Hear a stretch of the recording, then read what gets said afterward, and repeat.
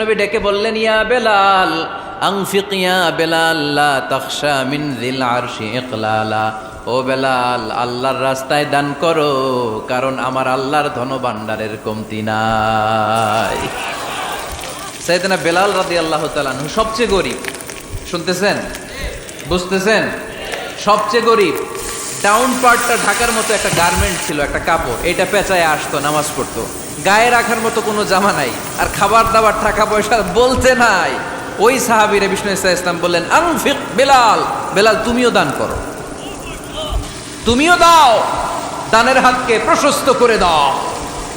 আনফিক ইবনা আদম উনফিক আলাইক, হে বানি আদম দাও, দিলে আমি তোমারে দেব।